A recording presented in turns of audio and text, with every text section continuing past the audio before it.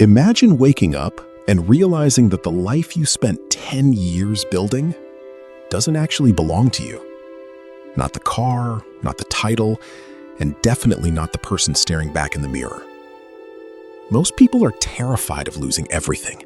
They spend every waking hour guarding their status like a fortress. But what if I told you that losing it all was the best thing that ever happened to me? Because until the walls came down, I couldn't see the horizon. Let's look at Mark. Mark was the guy who had it figured out. By 29, he had the corner office, the high-performance sedan, and a social circle that looked like a luxury watch commercial.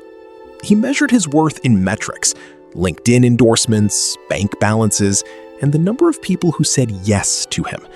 He thought he was building a legacy, but in reality, he was just building a cage.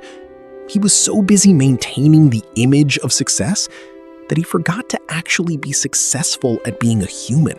Then, the floor fell out. It wasn't one big explosion, it was a series of cracks. A market shift killed the firm. The friends who toasted his promotions suddenly stopped answering texts. The person he thought he'd marry realized she was in love with the lifestyle, not the man. Within 6 months, the office was gone, the car was sold, and Mark was sitting in a studio apartment with a mattress on the floor and a silence so loud it felt heavy. That's the part they don't tell you about losing it all.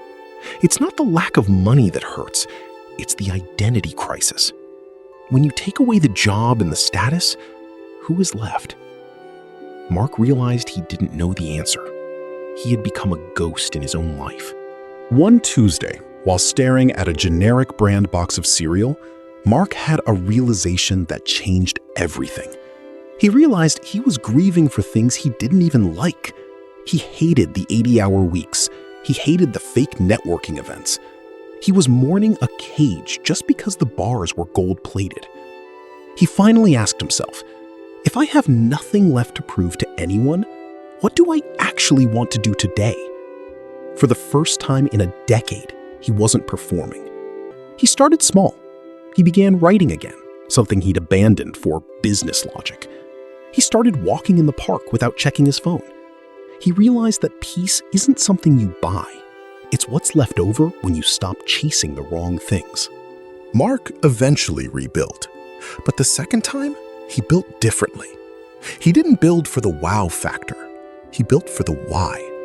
He started a smaller business that actually solved a problem he cared about. He traded 100 contacts for 3 real friends. He found that when you lose the things that don't matter, you finally have the space to hold the things that do.